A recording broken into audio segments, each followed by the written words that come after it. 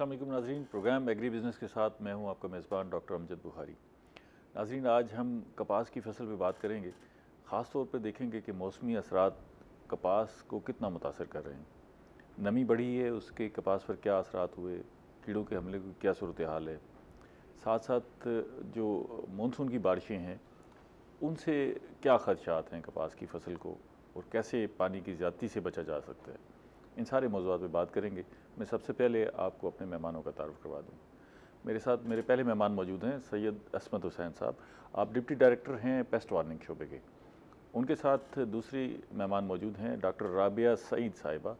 आप एंटामोलॉजिस्ट हैं cotton research institute में, और इनसे बेहतर शायद ही पेस्ट को कोई समझता हो। उनके साथ तीसरे मेहमान हमारे मिसाली काश्तकार राना ज़ियाउल हक साहब मौजूद हैं। आप तीनों हज़रात, ख़वातीन हज़रात का बेहद शुक्रिया प्रोग्राम में तशरीफ़ आवरी का।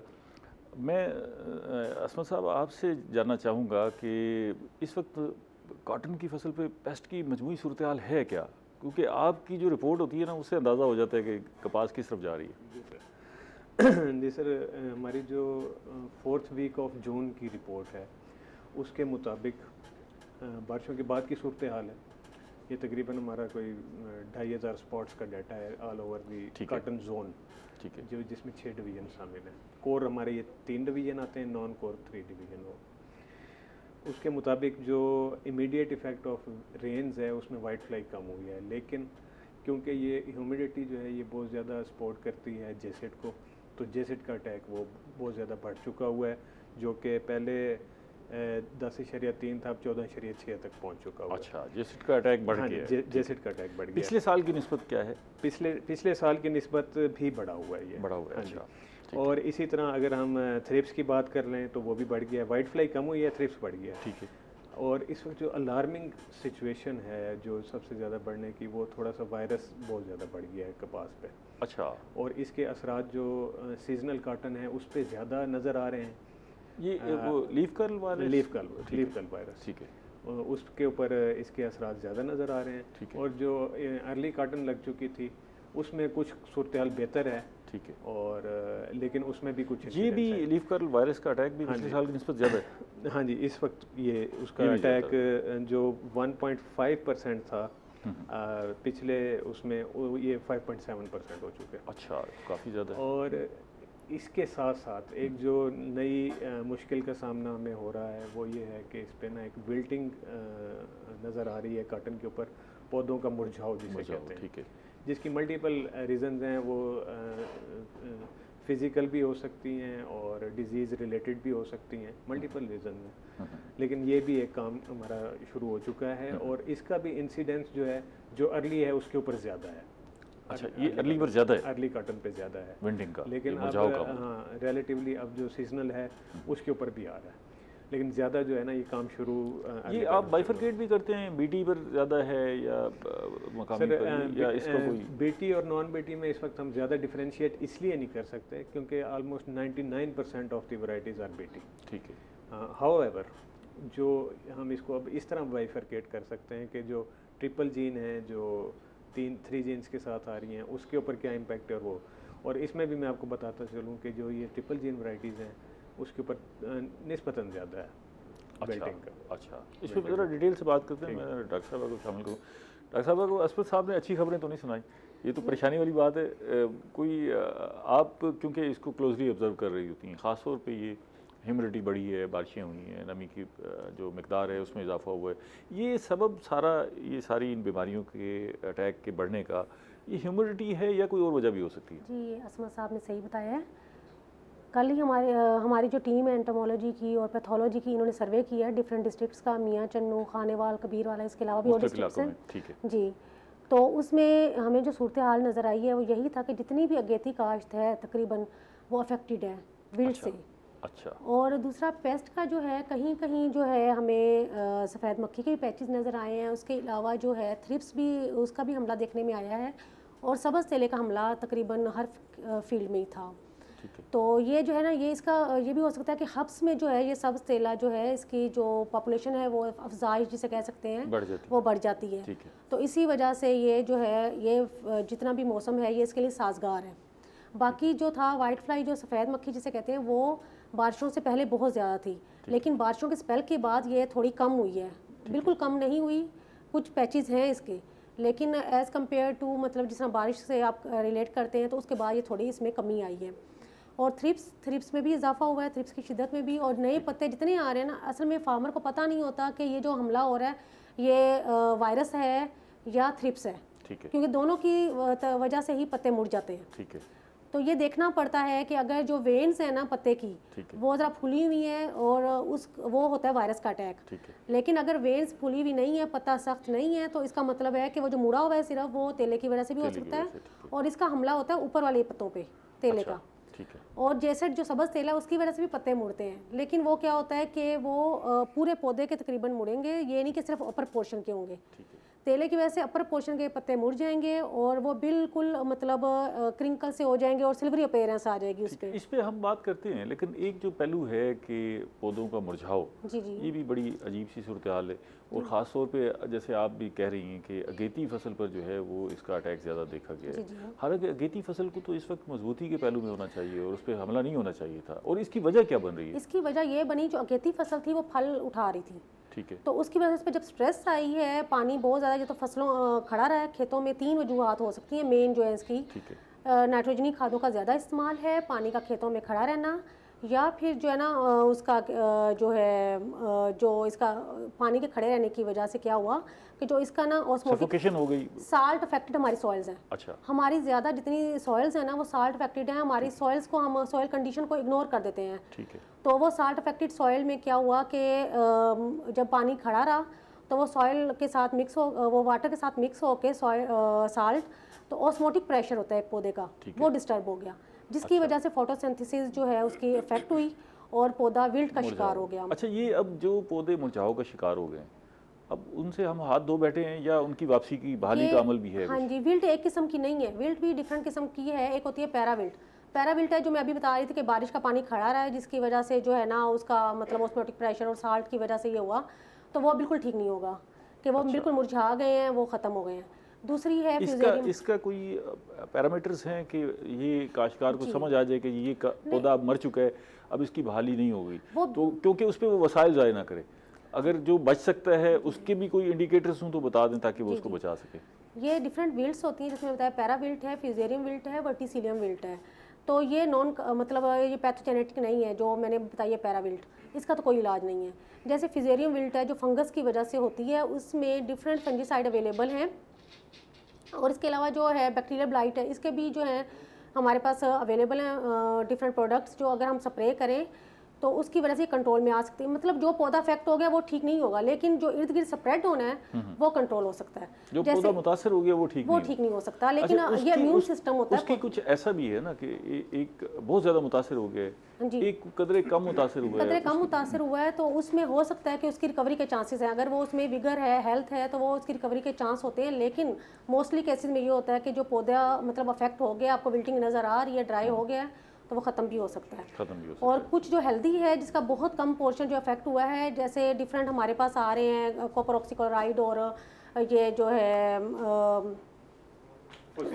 फोस्टाइल है, उसके अलावा और भी प्रोडक्ट्स हैं, तो वो अगर हम उस पर स्प्रे करते हैं या फ्लड भी कर सकते, 2 तरह के होते हैं, एक स्प्रे करते हैं, एक फ्लड करते हैं, तो उससे रिकवरी हो सकती है। अभी हम देखेंगे, जानेंगे कि इसमें पानी कितना असरअंदाज हो सकता है, खादों की सूरत हाल से हम उसको बेहतर कर सकते हैं नहीं।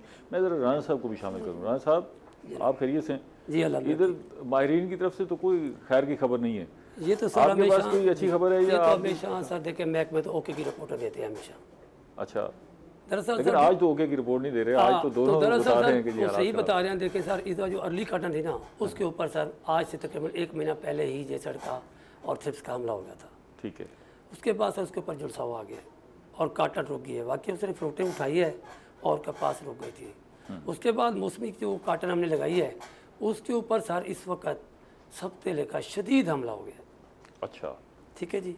काश्तकार बेचारे के ऊपर इल्ज़ाम तो लगते हैं जी, सारी खामियां तो उसकी बताई जाती हैं। हम जब वाइट फ्लाई का मुकाबला करें, थ्रिप्स का करें, तेल का करें, किस किस चीज़ का मुकाबला करें जनाब? हम तो टैंकें उठा के खड़े हैं जनाब। इस वक्त सब तेल का शदीद हमला है। बारिशों के बाद तो हद से ज़्यादा वो नुकसान हो रहा है। अच्छा, हम तो अल्लाह से दुआ गए हैं कि या अल्लाह इसका बेहतरी है ठीक है, उधर रेट कम होता आ रहा है, उधर जरा मसाइल काफ़ी बढ़ते जा रहे हैं। तो इस वक्त तो सूरत हाल अच्छी नहीं है, लेकिन अल्लाह करे कि मौसम साजगार हो जाए। ये जो हमला है इन कीड़े मकोड़ों का, ये कपास तक महदूद है या दीगर फसलों पर इसके होस्ट बाकी भी पौधे हैं, बाकियों की तरफ भी महसूस हो रहा है? बाकी चावल पे या मक्की पे नहीं है सर, इसका सारा जो अटैक जो है वो काटन पर है। काटन जो है मुश्किल ये इसका मनपसंद गोश्त की ग़िज़ा है सर, इसके ऊपर सारी चीज़ें उधर मिल जाती है। ठीक है, तो इस वक्त तो सर सूरत चले राना साहब परेशान हूँ, कोशिश करते हैं आज के इस प्रोग्राम के तवसत से हम किसी न किसी नतीजे पे पहुँचें, को काश्तकार के लिए गाइडलाइन दें ताकि उसको रिकमेंडेशन से वो अपनी जो फसल है उसको तो बचाया जा सके ना जी। पहले ही बड़े मुश्किल हालात हैं। अच्छा सर ये बताएं इंशा साहब कि मीटिंग्स भी हो रही हैं, ये आप अपनी जो आपके फिगर्स हैं ये मीटिंग्स में भी जा रहे होंगे, वहाँ भी डिस्कशन हो रही होगी, तो हुकूमत की सतह पर आपको क्या नज़र आ रहा है? अब वो काश्तकार को क्या हिदायत करने जा रहे हैं कि भाई आप एग्रेसिव स्प्रे करें या भी इंतज़ार करें, क्या सोच क्या रही है गवर्नमेंट? सर सबसे पहले तो मैं आपको बताऊं कि आपको पता है कि since the development of the south Punjab secretariat इसको बहुत कॉटन का रिवाइवल हुआ। क्यों हुआ? क्योंकि IPM की वजह से भी काफ़ी जी, क्योंकि उसमें एक सेक्रेटरी साहब की एक ना बड़ी प्रोएक्टिव अप्रोच थी for IPM to be implemented on cotton and other crops as well. अच्छा, उसमें रिसेंटली भी इसको टॉप प्रायोरिटी पे लिया जाता है। हर 15 रोज़ बाद माहिरीन का इजलास बुलाया जाता है, स्टेक होल्डर्स की मीटिंग बुलाई जाती है, और हमारे जो सेक्रेटरी नॉर्थ हैं वो भी इसमें ऑफ एंड ऑन वो भी पार्टिसिपेट करते हैं, इसको लीड करते हैं। और जो सेक्रेटरी साउथ हैं वो तो इसको इंतहाई प्रोएक्टिव ले रहे हैं कि उन्होंने डिस्ट्रिक्ट्स में भी अपने ही सेक्रेटरीट के मॉनिटर्स लगाए हुए हैं। वो हर पूरे 3 डिवीजन के डिस्ट्रिक्ट्स को मॉनिटर। इस पर मजीद बात करते हैं, एक ब्रेक ले लें, छोटी सी ब्रेक भी ज़रूरी है जी। नाज़रीन मिलते हैं छोटी सी ब्रेक के बाद।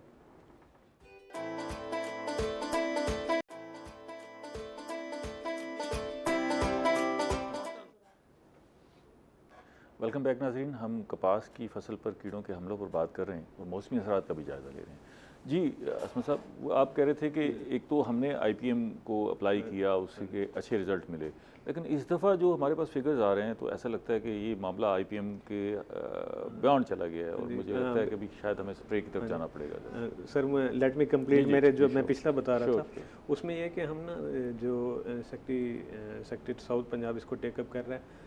15 रोज़ बाद एक एक्सपर्ट की मीटिंग के बाद पेस्ट सिचुएशन के मुताबिक जो पेस्ट वार्निंग देता है, ठीक है, उसकी एक एडवाइजरी तश्कील हम देते हैं, ठीक है, इस सिचुएशन में हमें क्या करना चाहिए। ठीक है, तो जो मौजूदा सिचुएशन है उसमें जो अभी लास्ट एडवाइजरी में डिसाइड हुआ है, जैसे कि अभी जिक्र हो रहा था विल्ट का, विल्ट के लिए जो हमारी एडवाइजरी में हुआ है वो ये है कि 2 किलो सल्फ़र 80%, ठीक है, प्लस 1 kg थायोफेनेट मिथाइल, ये फ्लड करना है विल्टिंग वाले प्लांट्स में। फ्लड करना है, ये दोनों चीज़ें मिला के पानी के साथ। हाँ जी, ये पानी के साथ नीचे फ्लड करने, और इसके बहुत हौसला अफजा नताइज आ रहे हैं क्योंकि ये शुरू हुआ है फ्रॉम नॉर्थ साइड मियाँ चन्नू से। ठीक है, तो सबसे पहले हमने एप्लीकेशंस वहाँ पे कराई हैं। ठीक है, एक तो ये हो गया।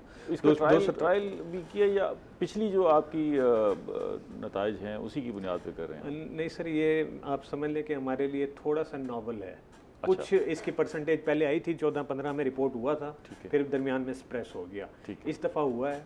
और जैसा कि आपको बताया कि अर्ली कॉटन पे ये ज़्यादा है। ठीक है, अर्ली कॉटन हाउएवर बहुत अच्छी थी, 25-30 टिंडे उसने एवरेज लिए हुए हैं ऑन दी एवरेज, जो बहुत अच्छी है वो इससे भी ऊपर है। ठीक है, तो ये वाले प्रॉब्लम उसमें आ रहे हैं कुछ ना, तो इस वाली चीज़ के अच्छे हो रहे हैं। और प्लस हमने ये है नीचे फ्लड करने वाला, और ऊपर फोसिटाइल एल्यूमिनियम का स्प्रे करना है 250 ग्राम। ठीक है, ठीक है, या कोई और भी फंजीसाइड आप कर सकते हैं, फोसिटाइल एल्यूमिनियम के भी अच्छे नताइज। ठीक, एक तो ये मैं विल्टिंग के लिए जो स्पेसिफिक हमारी एडवाइजरी मुरझा रहे हैं, हाँ जी, उनको बचाने के लिए ये 2 दवाएं मिलाकर आपने पानी के साथ मिलाकर, ये स्पेसिफिक एडवाइजरी है फॉर विल्ट। ठीक है, दूसरा विल्टिंग के लिए दूसरा जो अहम इकदाम सेक्रेटरी साहब ने किया है वो एक कमेटी बना दी है जिसमें एकेडमिया के यूनिवर्सिटीज़ के लोग हैं, हमारे अयूब रिसर्च के लोग हैं, पैथोलॉजिस्ट जो कॉटन की पैथोलॉजी पे काम करते हैं, और हमारे पेस्ट वार्निंग के भी लोग हैं, ताकि वो ना पूरे हर जगह पे विजिट करके सैंपल कलेक्शन के बाद, सैंपल कलेक्शन हम पहले भी कर चुके हैं, भेज भी चुके हैं, इसको थोड़ा सा और मज़ीद रिफाइन करके एक्चुअल रीज़न उसकी फाइंड करके और उसका एक्चुअल हमने रेमेडी देनी है, और उसको विद इन 1 वीक वो जो है ना 1 वीक या 10 डेज वो रिपोर्ट कर देगी इंशाल्लाह। तो वो एक ये वाला काम भी हो चुका है। ये जो आपकी रिकमेंडेशंस हैं ये किन काश्तकारों के लिए हैं? मतलब वो अपनी फसल को उसकी स्काउटिंग करें, ये जायज़ा लें, किस हद तक पौधे मुतासर हुए हैं तो ये करें या अभी वेट करें? सर ये बहुत अच्छा आपने सवाल किया, ये मस्ट अप्रिशिएट। विल्टिंग के भी ना सर 2 तरह की चीज़ें नज़र आ रही हैं, थोड़ी सी इंटरमिंगल हैं वो अलामात। एक तो जो पौधों के मुरझाने वाली है वो वाली, वो तो साफ नज़र आपको आ जाता है। एक ये है कि पौधे नहीं मुरझा रहे लेकिन पत्ते थोड़े से रेड हो रहे हैं, ठीक है ना, वो भी है। अब वो जो रेडनिंग है वो बाज़ औक़ात थोड़ी सी मिक्सअप भी हो जाती है, मैग्नीशियम की कमी की वजह से भी रेडनिंग हो जाती है, ठीक है। तो वो ऐसे प्लाटों में हम मैग्नीशियम सल्फेट 300 ग्राम रिकमेंड करते हैं, ठीक है, स्प्रे के लिए फोलियर एप्लीकेशन, ठीक है। ये भी हमारी इस एडवाइजरी का हिस्सा है। आपको पता है उसमें हम जो लेटेस्ट मसाइल हैं उनको लेके उनका फिर हाल तजवीज़ करते हैं। ये इसमें साहब ये बड़ा इम्पोर्टेंट है कि अब काश्तकार को कैसे पता लगेगा कि ये उसके पास ये किसी मैग्नीशियम की कमी है या किसी बीमारी का अटैक है, वो कैसे इस नतीजे पे पहुंचेगा और ये इसको इस पैगाम को काश्तकार तक कैसा पहुंचाएगा, ये इम्पोर्टेंट है। इसमें ना हमारे सेक्रेटरी साहब की एक हिदायत के मुताबिक हम जो एडवाइजरी होती है कोशिश करते हैं कि ना हर स्टेक होल्डर तक पहुँच जाए, हर निचले से निचली ज़राअत की फॉर्मेशन के पास भी हो, वो चाहे फील्ड असिस्टेंट है, ज़राअत अफसर है, वो आगे जिनको विज़िट करते हैं उनको दे, जिनके पास मसाइल आ रहे हैं उनके दें। और आपके चैनल के तवस्सुत से मैं ये भी कहना चाहूँगा कि जिस भी फार्मर को ऐसे मसाइल का सामना है तो वो महकमा ज़राअत के नुमाइंदे से रब्ता करके और अपनी फसल को चेक करा लेगा, तो वो लेकिन सर 100% कवरेज तो मुमकिन होती नहीं है, तो लेकिन उसको वसी करना होता है कि एक्सटेंसिव जितना हो सके वो हम करते हैं। सोशल मीडिया पे भी, फेसबुक पे, व्हाट्सएप पे, ट्विटर पे पेजेस बने हुए हैं, फिर काश्तकारों के ग्रुप्स बने हुए हैं हमारे पास, उनको भी मैसेज कर देते हैं। और जो विज़िट करते हैं जहाँ पे जैसे पेस्ट वार्निंग का अमला जाता है, हॉटस्पॉट देता है, वहाँ भी मौके पे रिकमेंडेशन देता है। तो काश्तकार भाइयों से यही रिक्वेस्ट है कि पहले मशवरा कर लें और उसके बाद कोई फैसला करें। डॉक्टर साहब ये एक तो रिकमेंडेशंस इधर से आ गई पेस्ट वार्निंग की तरफ से और एग्रीकल्चर डिपार्टमेंट की तरफ से भी आ जाती हैं, ठीक है, उसको हम फॉलो कर लेते हैं। लेकिन आप क्योंकि एक तहकीक के शोबे से वाबस्ते हैं और आपका इदारा इस पर ख़ास तौर पर तहकीक कर रहा है, मेरा वो जो सवाल है वो भी अभी तशना रह गया कि ये जो पौधे मुरझा रहे हैं इसका सही सबब क्या बन रहा है। दूसरा ये है कि ये काफ़ी अर्से बाद ये फिर मसला खड़ा हुआ है, आखिर ये क्या हुआ, इससे कोई क्लाइमेटिक चेंजेस ने भी कोई असर डाला है, हीट वेव ने असर डाला है या प्री मानसून ने असर डाला है, ये हुआ क्या? और ये रिकमेंडेशंस को जो इनकी 3 पहलू हो गए, इनकी रिकमेंडेशंस को फॉलो करने के लिए आपके पास भी कोई गाइडलाइन है कि आपने खुद भी तो फैसला किया होगा, आपने अपने पास ट्रायल के लिए भी फसल लगाई होगी, वहाँ कुछ ट्रायल किए भी होंगे, तो आप खुद किस नतीजे पर पहुँचे? जी, आपका क्वेश्चन बड़ा अच्छा है कि क्लाइमेटिक इम्पैक्ट तो क्लाइमेटिक ही है, मतलब क्लाइमेटिक चेंजेस के असरात हैं इस पे। जैसे एकदम पहले आप किस चीज़ के असरात हैं, मतलब हाई टेम्परेचर था, हाई टेम्परेचर के देखिए पहले कितना हाई टेम्परेचर चला गया था कि ये अचानक जो दर्जा बढ़ा है, हाई टेम्परेचर हुआ और उसके बाद सडन उसको डिक्रीज हुई है, ठीक है, बारिशों के बाद वो पौधा उसको बर्दाश्त नहीं कर सका, उसका इम्यून सिस्टम जो उसमें जो मतलब जाइलम है उसका वो डिस्टर्ब हो गया, जाइलम टिश्यू जिसने पानी की तरसील का काम देना था वो डिस्टर्ब हो गए, फोटोसिंथेसिस डिस्टर्ब हो गई।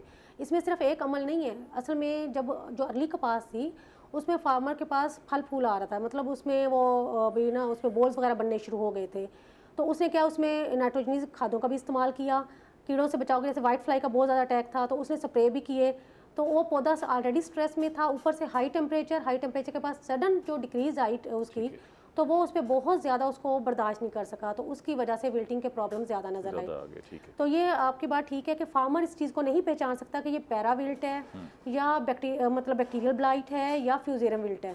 तो इसके लिए हम ये बताते भी हैं, गाइड भी करते हैं, डिफरेंट हमारे सेमिनार्स वगैरह होते हैं कि आपके पास जो भी आपको मुतासरा पौधा नज़र आए तो वो आप हमारे पास CCRI में भेजें, हमारे पास पैथोलॉजिस्ट हैं, उसको डाइसेक्ट करके उसको काट के उसका स्टेम देखना होता है, उसमें उसकी वाजिया पता चलता है कि इसमें मतलब फंगस की वजह से है या बैक्टीरिया की वजह से है, तो डिफरेंट इसके सिम्टम्स होते हैं। इसके अलावा हम इसके लिए जैसे इन्होंने बताया कि डिफरेंट ट्रीटमेंट्स, तो हम कसोगामाइसिन प्लस कॉपर ऑक्सीक्लोराइड का जो है 120 लीटर वाटर में जो है 300 ग्राम जो है हम उसको मिला के स्प्रे करवाते हैं। अच्छा, वो झुलसाव के लिए। और जो विल्टिंग के लिए ना वो ज़मीन में हम फ्लड करवाते हैं, एक ही नक्के में वो करवाते हैं मैनकोजेब या मेटालेक्सिल 300 ग्राम के हिसाब से, जब पानी लग रहा होता है फ्लड उसके दौरान फ्लड करवाते हैं। तो ये हमारी तरफ से इसकी रिकमेंडेशन है फार्मर को जो जा रही है। और बाज़ फार्मर की जो क्रॉप रुक गई है, मतलब स्ट्रेस में आने के बाद, ज़रूरी नहीं कि सब झुलसाव हो गया है, किसी की येलो हो रही है, पीली होके, तो उसके बाद उसकी एक चीज़, एक यही सवाल मेरा ये है कि ऐसा तो नहीं है कि अगर एक पौधा मुरझा गया तो उसके असरात बाकी पौधों पर पड़ जाएंगे और फौरी तौर पे उस पौधे को निकाल लेना चाहिए, या उस पर जो है मेहनत करनी चाहिए, उसको बाकी रखना चाहिए, क्या सोच रहे हैं? इसमें डिफरेंट है। जैसे पैराविल्टा मैंने आपको बताया कि वो उस पर स्ट्रेस आई, उसी पौधे पे स्ट्रेस आई है, उसके इर्द गिर्द जो पैच है उस पर स्ट्रेस आई है, तो उसको आप रिकवर नहीं कर सकते पैराविल्ट को, जो एबायोटिक है, मतलब जो मौसमी असरात की वजह से है। जैसे फ्यूजेरियम फंगस वाली मैंने बताई है, अगर आप ये जो दीगर पौधों को तो मुतासर नहीं करेगा, अगर एक पौधा मुरझा गया, नहीं, एक पौधा दीगर पौधों को मुतासर नहीं करेगा। वो ये है कि वो पूरा पैच होता है, जहाँ पे वो इनोकुलम या स्पोर्स वगैरह पड़े होते हैं, तो वो जब हम स्प्रे कर देंगे या उसके फ्लड कर देंगे, तो वो जो इनोकुलम है ना, असल मकसद वो इनोकुलम को कंट्रोल करना है, वो स्प्रेड नहीं होगा, बस ये होगा।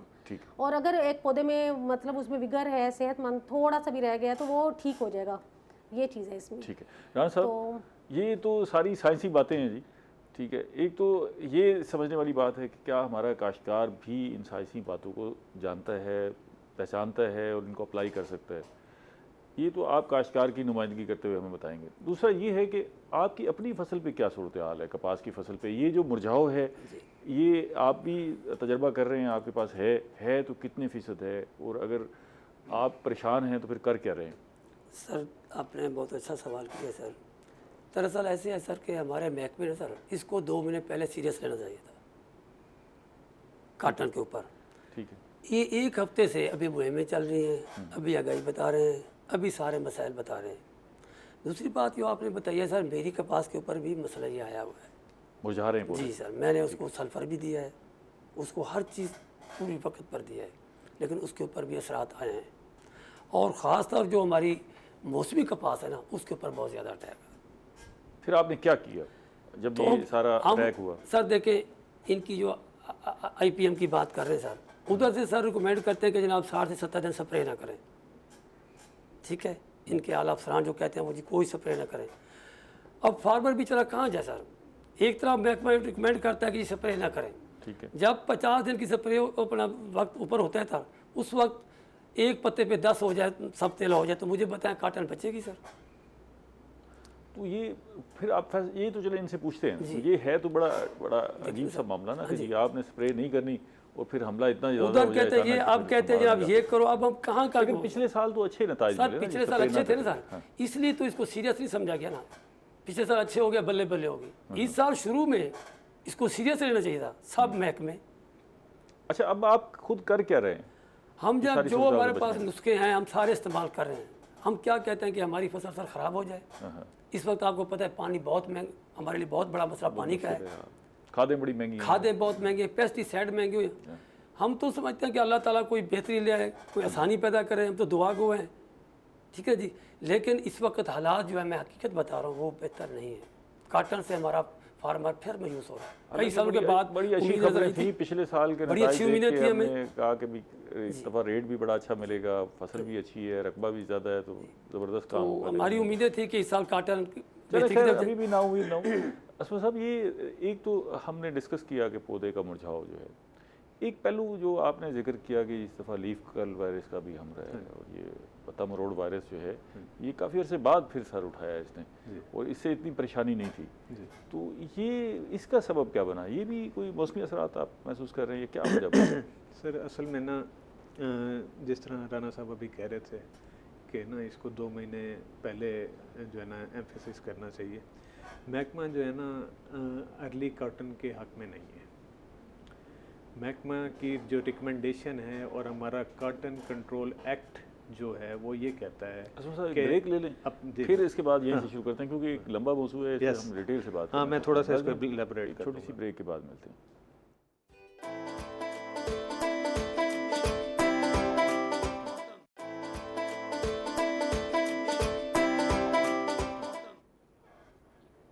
वेलकम बैक नाज़रीन। हम मौसमी असरात और उनके फसलों पर और ख़ास तौर पे कपास पर जो असरात हैं उनका जायज़ा ले रहे हैं। जी असमा साहब, आप बता रहे थे हमें। सर मैं इस मामले को ना थोड़ा सा अब टेक्निकली आपको बताने की कोशिश करता हूँ।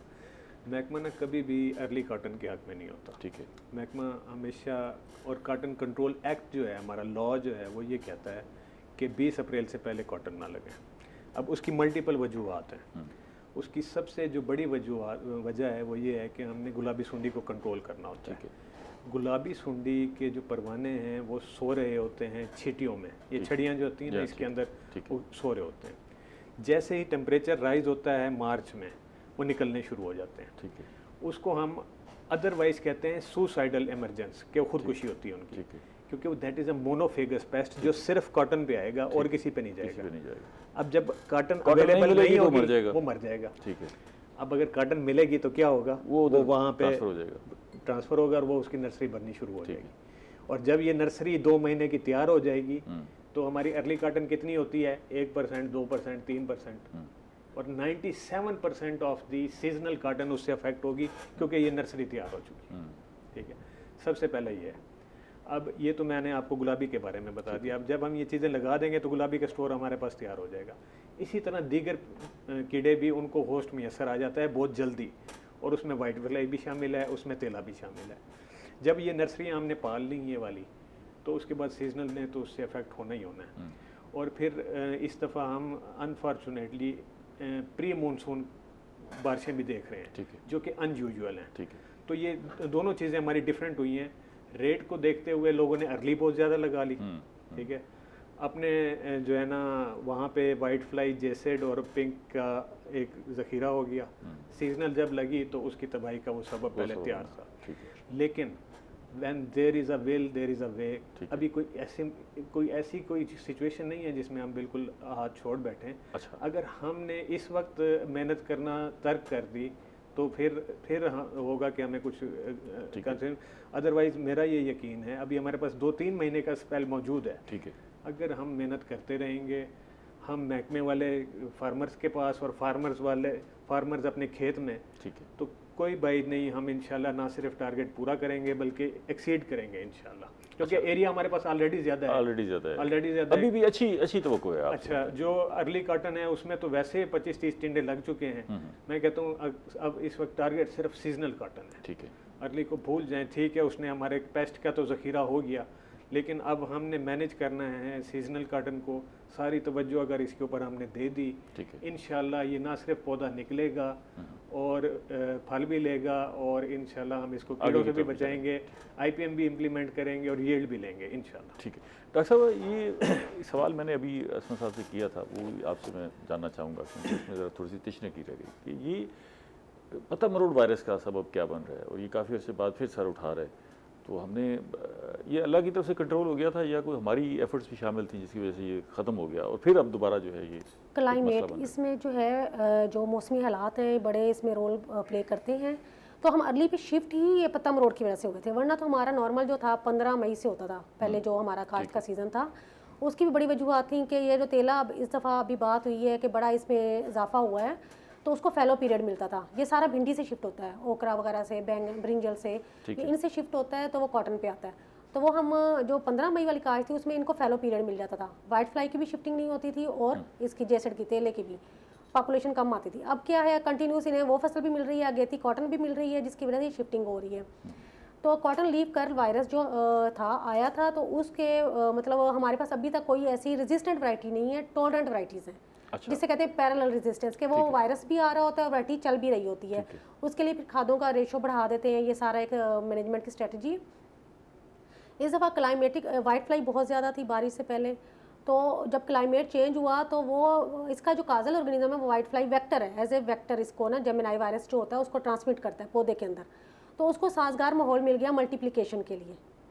तो वो मल्टीप्लाई इतना ज़्यादा हो गया कि अब मोस्टली जो क्रॉप है वो वायरस अफेक्टेड नज़र आ रही है, ये क्लाइमेट की वजह से।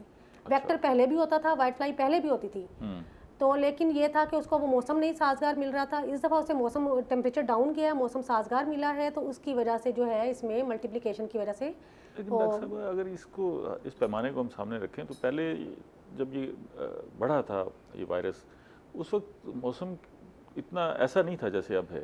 शायद इसकी कोई और वजूहत भी, मेरे ख्याल है इस पे हमें मजीद जो है काम करने की ज़रूरत भी है कि जी हमारी ये फिर एक मसला ना बन के उभरा हमारी है। पैथोलॉजी की टीमें इस पे काम भी कर रही हैं, तो जैसे ही कोई कंक्लूजन आता है तो हम फिर से बताएंगे उसके बारे में। ठीक है राना साहब ये सूरत हाल जो है ये असमा साहब ने आपको कहा है कि ये टंकी उठा लें, जी जो आप कह रहे तो हम थे। उठाए खड़े हैं सर, हम तो तैयार खड़े हैं। क्योंकि अब बचाव इसी में है, लग ऐसे रहा है जी सर। कि वो जो पिछले साल वाली सूरत हाल थी कि हमें अल्लाह ताला ने महफूज रखा, पेस्ट से बहुत ज़्यादा महफूज रखा, कुछ IPM का भी हो गया, और वैसे हालात मौसमी हालात भी साजगार हो गए। इस दफ़ा ऐसा लग नहीं रहा, और आइंदा जो 2-3 महीने का स्पेल है वो बड़ा मुश्किल नज़र आ रहा है। जी सर। तो काश्तकार तैयार है, आपको ये जो दवाएँ रिकमेंड होंगी ये मार्केट में अवेलेबल हैं, मिल रही हैं, इसकी रहनुमाई भी सही मिल रही है, या कोई मुश्किलात का सामना है? सर बदकिस्मती से ना सर, एक अमीडिया क्लोप्रोट दवाई है, ठीक है, उसका कोई फ़ायदा नहीं सर। मैं समझता हूँ उसको घोल के पी ले, उसका कोई उसका मुज़र असरात नहीं होगा, वो आज तक बैन नहीं लगाई गई। और मैं समझता हूँ इस वक्त काफ़ी दवाइयाँ ऐसी हैं जो फार्मर बेचारा परेशान है, उसको करनी नहीं चाहिए। हमारे डीलर के पास जाते हैं, मुख्तलिफ कंपनियों वाले उसको बेचारों को कर लेते हैं, ये कर लो जी वो कर लो। और मैं समझता हूँ 1-2 प्रोडक्ट के अलावा ना ये सब तेला और ये वाइट फ्लाई के साथ कोई प्रोडक्ट ही सही नहीं काम करता, सही बात। अच्छा, दूसरी बात, अभी मेरे भाई कह रहे थे कि जनाब वायरस की बात, तो सर पहले यही मैरीन कहते थे कि वाइट फ्लाई की वजह से वायरस आता है। इस तो अभी वाइट फ्लाई आई नहीं, और उसके ऊपर पतल पेट सर रोड आ गई है और बड़ा शदीद हमला हुआ है। ठीक है जी, पहले कहते थे कि जी वाइट फ्लाई की वजह से वायरस का आखिर जी जी पहले आते कहते जी वाइट फ्लाई आती है तो उसकी वजह पत्ता पर उड़ा। इस साल तो मौसमी पे सर जो है ना वाइट फ्लाई आई नहीं है और पत्ता पर उड़ा गई है, और उसकी वजह से हम तो सब तेरे तो सब तेरे की स्प्रे कर लेंगे सर, हम वाइट फ्लाई का कर लेंगे सर, सब इसकी क्या करें, पत्ता मरोड़ का क्या करें। ठीक है, सबसे हमारा ये मसला वाइट फ्लाई की बात है ना, एक वाइट फ्लाई भी इनोकुलम काज कर सकती है, और 100 वाइट फ्लाई में अगर वो नहीं है ना मतलब उसका वायरस का इनोकुलम, तो वो उसमें मतलब हल्का अटैक भी जो है वो इसी तरह। हाँ, अगर मौसम फेवरेबल है ना उसके लिए, तो एक वाइट फ्लाई भी पौधे में ट्रांसमिट कर देगी। इसके लिए ज़रूरी नहीं कि मतलब 100s में वाइट फ्लाई हो, ये थोड़ा सा जो है इसका इशू है वाइट फ्लाई का, कि कम भी होती है तो वायरस ज़्यादा हो सकता है। ये तहकीक ज़ाहिर है जो हमारे ज़राई साइंसदान ने, अगर आप कहें तो मैं शेयर कर दूँ। हाँ हाँ ज़रूर। इसकी जो एडवाइजरी हमारी तय पाई है वो माहिरीन के मुताबिक 300 ग्राम बोरिक एसिड, 300 ग्राम मैग्नीशियम सल्फेट और 250 ग्राम जिंक सल्फेट मिलाकर हफ्ते में 2 बार स्प्रे करें। अच्छा, और खादों का तो जिस तरह हम पहले भी कह रहे हैं कि उसको ज़रूरत के मुताबिक दें, तो इंशाल्लाह ये जिस तरह मैडम ने बताया कि हमारे कुछ वैरायटीज़ जो हैं वो टॉलरेंट हैं, रेजिस्टेंट तो होती है कि जिस पे आई ना, टॉलरेंट ये है कि उस पर आ गई है, वो से थोड़ा बर्दाश्त करेगा, थोड़ा मुतासिर होगा, फिर निकल जाएगा। ठीक है, तो ज़्यादातर वैरायटीज़ ऐसी हैं। अगर हम थोड़ी मैनेजमेंट की तरफ अब आ जाएंगे, ठीक है, चीज़ें तो अब आनी हैं कोई, क्योंकि जब बड़े पैमाने पर लग गई है काटन, तो एक सक्सेस हमारी हो गई है, अब उसे संभालना भी हमारी जिम्मेदारी है। तो उसको अगर ये वाले जो मैंने आपको रिकमेंडेशन दी है ये वाली करें हफ्ते में 2 दफ़ा, इंशाल्लाह वो पौधा वहाँ से चल पड़ेगा और वो इसको रिकवर कर लेगा। ठीक है राना साहब, ये कोई आपका इस वक्त इस मरहले पर कोई मुतालबा भी है हुकूमत से कि भाई ये ख़ास तौर पे हमें ये परेशानी है, इसकी फ़िक्र की जाए? सर देखिए, सबसे तो बड़ा मसला जो इस समय का पूरा बेचारा पानी की सर बंदिश है, नहरों में पानी नहीं है सर, उधर बंदिश है, उधर बारिशें तो कुछ से ज़्यादा आ रही है। ठीक हो गया, एक तरफ जनाब फसल बेचारी जनाब जल रही है, पानी की कमी है बहुत, उसके बाद फिर जब बारिशें आती है तो बारिशें ज़्यादा आ जाती हैं। ठीक है जी, दूसरा बारिशें तो हुकूमत नहीं कंट्रोल कर, नहीं मैं ये है कि एक इशू बता रहा हूँ। ठीक है, इशू आपका मैं ये जानना चाह रहा था, असल में प्रोग्राम का वक्त भी खत्म है, आप क्लोजिंग की तरफ जा रहे हैं, आपके ज़हन में कोई मुतालबात हों कि अगर कपास बचानी है, काश्तकार को बचाना है, ज़राअत को बचाना है, तो इन चीज़ों की पहले फ़िक्र की जाए? मैं वही तो करूँ सर, 14,000 रुपये जनाब ये जाके रुका रेट, आज रेट जो है 8,500 रुपये आ गया। एक तो काश्तकार इससे भी परेशान है, जब नीचे आएगा तो हमने टैंकियाँ फेंक देनी है, जब हमें रेट नहीं मिलेगा सर। देखें DAP इस टाइम 12,000 में पहुँच गई है, यूरिया को देख लें सर, उसके बाद डीजल को देख लें सर, उसके बाद और भी सारे मामला को देख रहे हैं। पानी का इशू है, 1500 रुपये घंटा सर मिल रहा है स्टाफ हमारे फार्मर को, तो वो बेचारा कहाँ जाएगा सर, कहाँ तक उसको अफोर्ड करेगा। हुकूमत को चाहिए, उधर बिजली की लोड शेडिंग शदीद, आधा घंटा आ रही है जा रही है, आ रही है जा रही है, तो ये काफ़ी इशू है। गवर्नमेंट को चाहिए संजीदा, क्योंकि काटा हमारी खराब जो है अहम खराब है, इसके ऊपर तो सर बड़ा सीरियस लेना चाहिए महकमों को, हुकूमत को, हमारे सेक्रेटरी साहबान को, लेकिन इतनी तवज्जो नहीं दे रहे जितनी तवज्जो देनी चाहिए। ठीक है, ज़ाहिर है आपके पैसे इन्वेस्ट हुए हुए हैं, आपके सबसे ज़्यादा मुतासर आप होंगे ना, इसलिए आपको परेशानी का जो लेवल है वो बड़ा डिफरेंट होगा बाकी लोगों की निस्बत ना।